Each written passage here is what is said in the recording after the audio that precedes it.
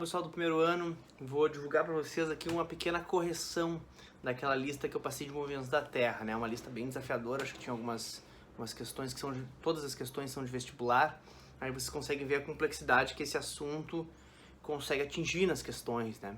Então eu acho bem interessante a gente começar a trabalhar nesse sentido, beleza? Então assim, ó, vamos começar juntos. Gostaria que vocês acessassem a lista aí no computador de vocês. Eu já passei o gabarito, então vocês já sabem o gabarito, mas a questão principal agora é a gente tentar entender o que está por trás. Fechou? Amanhã, eu tô gravando isso um dia antes da nossa live, que vai ser da live principalmente do primeiro ano C e primeiro ano A. Então hoje é uma quarta-feira, a gente amanhã vai estar em live. Mas aproveitem esse vídeo porque o vídeo vai ter a correção para vocês e amanhã a gente comenta alguma dúvida que pode ter ficado, beleza?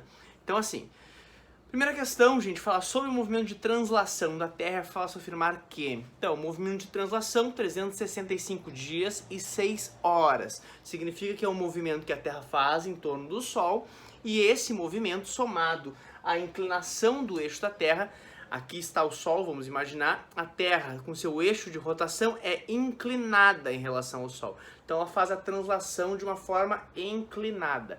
Isso faz com que em determinados momentos do ano ela aponte um hemisfério para o Sol. Esse apontar um hemisfério para o Sol, gente, é o suficiente para o Sol jogar muito mais energia nesse hemisfério, aumentando a temperatura. Perfeito? Caracterizando o verão. Quando eu faço a translação, outro hemisfério, aqui está o Sol, aqui está o eixo de rotação, aqui ó. O que a gente está vendo aqui nesse movimento? Vou fazer trocar de mãos que fica mais fácil.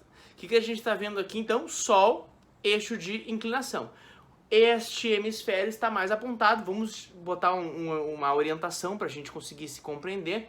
Hemisfério norte, hemisfério sul. Esse movimento aqui, gente, é o suficiente para eu começar a perceber então um aumento da radiação e da energia que incide no hemisfério norte. Então o movimento de translação tem essa duração muito famosa e também tem essa questão da disponibilidade de luz. Eu tenho as 4 estações do ano que a gente conhece, principalmente nas regiões temperadas, que percebem claramente a transição das estações. A gente consegue perceber que o movimento de translação e essa inclinação do eixo é que são os principais fatores. Vamos considerar isso aqui hemisfério sul, verão para o sul, verão para o norte. Nessas estações onde eu não tenho nenhum hemisfério apontado para o Sol, você consegue ver que a radiação solar pega no corpo, no centro do planeta Terra, no Equador, essa radiação solar marca um equinócio, perfeito? Equinócio são as estações onde há uma igualdade na distribuição da luz, ou seja, 12 horas de luz para todo mundo. Fechou, gente? Isso é bem importante. Períodos de desigualdade, um hemisfério está privilegiado, períodos de igualdade. Tranquilo? Eu acredito que essa é uma condição bem tranquila para a gente analisar, beleza? Então, dentro desse processo de segmento, vamos para a questão. A questão diz o seguinte, ela quer saber o que é falso no movimento de translação. Vocês têm como gabarito, eu vou comentar apenas o gabarito, o eixo de inclinação da Terra estabelece as linhas imaginárias, que é o Trópico de Câncer e o Trópico de Capricórnio, perfeito? Então, o Trópico de Câncer no hemisfério sul e o Trópico de Capricórnio no hemisfério norte. Fechou? Qual é o erro aqui? Os trópicos estão invertidos. Eles realmente são determinados pela posição solar no dia de entrada das estações relativas ao solstício. O que eu quis dizer com isso? Verão e inverno. Quando eu tenho a entrada do verão, o Sol está pegando diretamente em um dos trópicos. Se for verão para o hemisfério sul, o Sol está incidindo no trópico de Capricórnio. Se eu tenho verão no hemisfério norte, o Sol está incidindo no trópico de Câncer. Perfeito? Então essa distinção é fundamental. O que a questão acaba se equivocando, e por isso que eu tenho que marcar a B, porque ele queria uma alternativa falsa, é o fato de eu ter os hemisférios invertidos. Beleza? Vamos para 2. 2. Considere as assertivas referentes à incidência dos raios solares. Então, gente, aqui tem uma questão bem importante que é o movimento aparente do Sol. Quando eu trabalho com movimentos da Terra, principalmente lá no 6º ano ainda, vocês já aprenderam que o movimento aparente do Sol diário é o mais clássico, né? Sol nasce no leste e se põe no oeste. Isso é uma regra muito básica, determinada pelo movimento de rotação da Terra. A Terra gira. Para nós que estamos no planeta Terra, a percepção é como se o Sol se movimentasse, perfeito? Meu dia está normal, eu estou parado, quem está se mexendo é o Sol.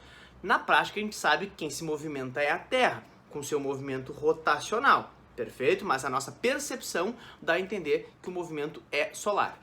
Na prática, gente, é interessante a gente perceber que o Sol nasce a leste e se põe no oeste, é uma regra interessante pra gente saber, mas também é uma mentirinha. Porque ao longo do ano, o Sol, além de se nascer a leste e se pôr no oeste, ele também tem um movimento norte-sul. Esse movimento norte-sul é relativo, anotem isso, ele é relativo às estações do ano. Significa que durante o verão para o hemisfério norte, o Sol vai se inclinar na direção do norte. Não é ele que está se mexendo, lembrem, é a Terra que está apontando o hemisfério norte, fazendo com que a percepção daqui do planeta seja um Sol mais para o norte, perfeito? Quando eu olho para o verão no hemisfério sul, é exatamente o contrário. O Sol parece no horizonte mais a sul. Fechou? Isso faz com que nós, porto-alegrenses, que estamos no paralelo 30, ou seja, fora da zona tropical, nós vamos perceber o Sol sempre mais a norte.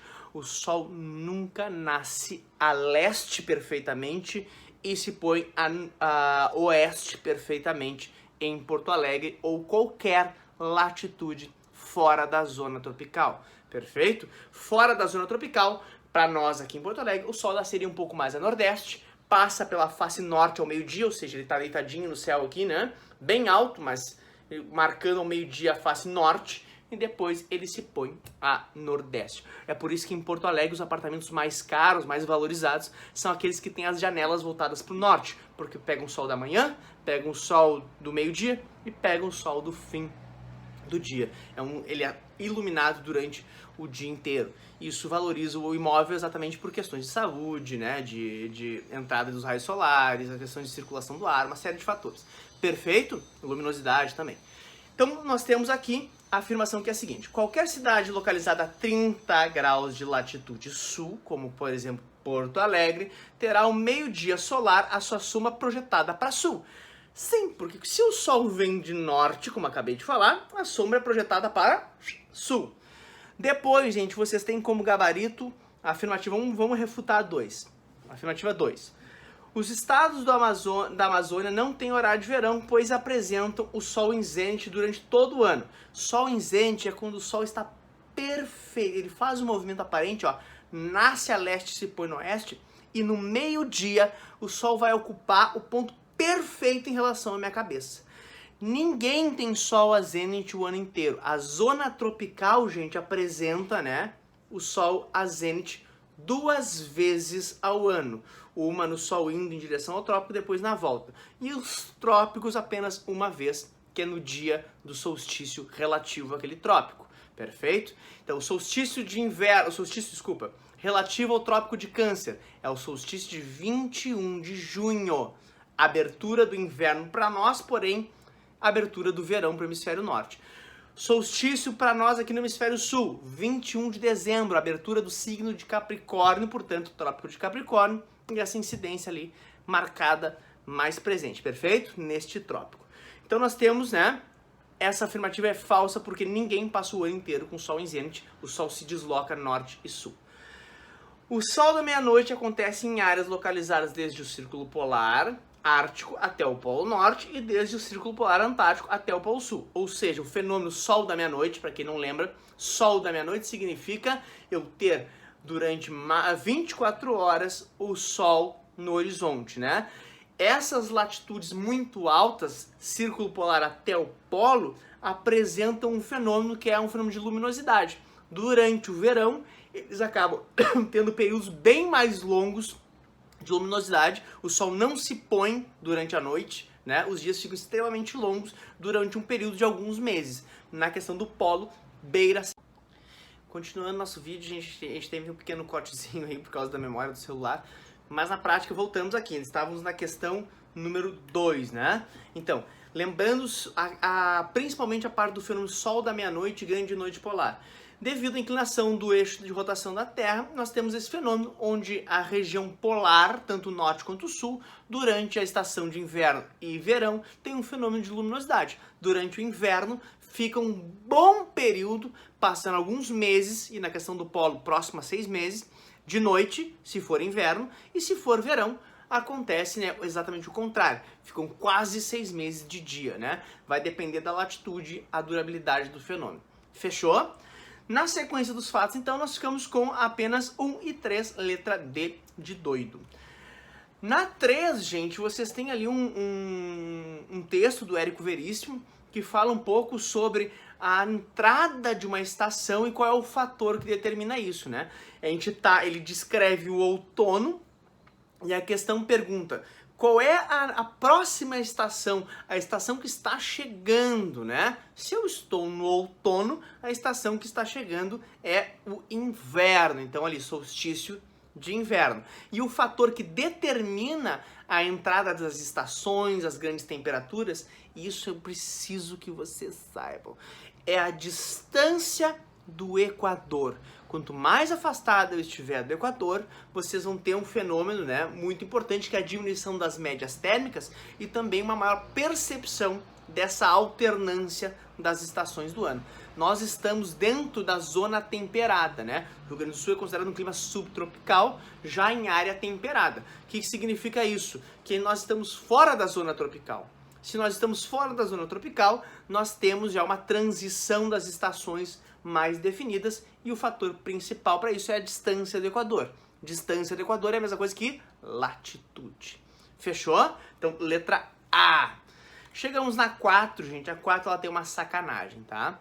Periélio e afélio. Periélio é o período, a gente sabe muito bem que a translação ela não se dá de forma circular, ela se dá no formato de elipse. Significa que, tendo o Sol, eu vou pegar qualquer coisa aqui, tendo o Sol estabelecido no centro dessa elipse, aqui está aí o Sol, nós temos, né, a Terra transitando, fazendo essa translação em torno do Sol. Essa translação vai ter duas perspectivas, uma próxima ao Sol e outra afastada do Sol.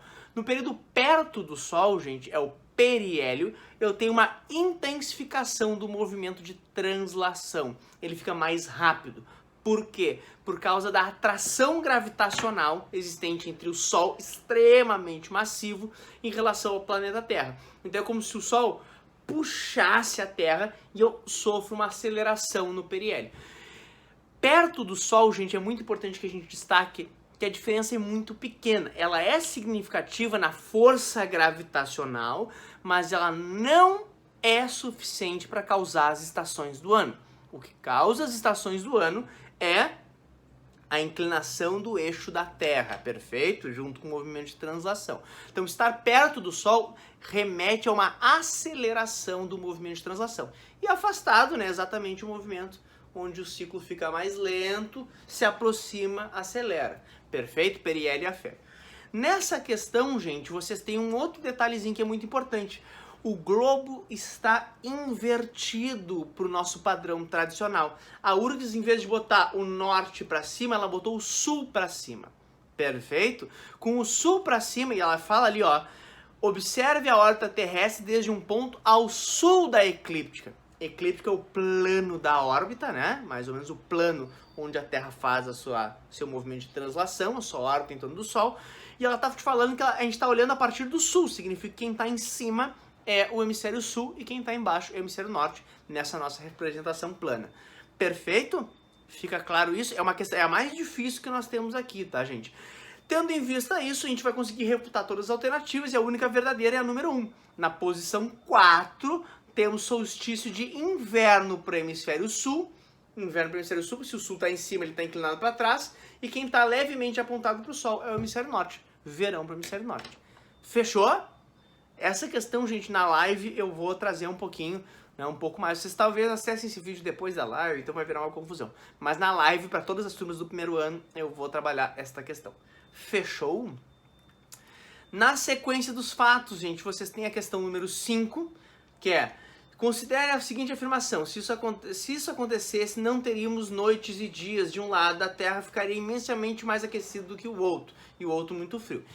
Gente, o que faz com que eu tenha dias e noites? O que faz com que eu tenha dias e noites? O movimento de rotação. Então, essa é muito simples, né? Ele vai fazer um texto ali, todo um alarde. Na prática, a gente tem uma concentração bem simples. Tem movimento, rotacional, dias e noites, porque eu vou posicionando faces distintas da Terra em relação ao Sol. Beleza? E a questão número 6. No dia 21 de dezembro, os raios solares incidem perpendicularmente. Já falei sobre isso. Dia 21 de dezembro, a radiação solar, devido à inclinação do eixo da Terra, incide diretamente no trópico do hemisfério sul, chamado Trópico de Capricórnio, perfeito? Nessa data, se o Sol está incidindo no hemisfério sul, nessa data vocês têm o verão para o hemisfério sul e o inverno para o hemisfério norte.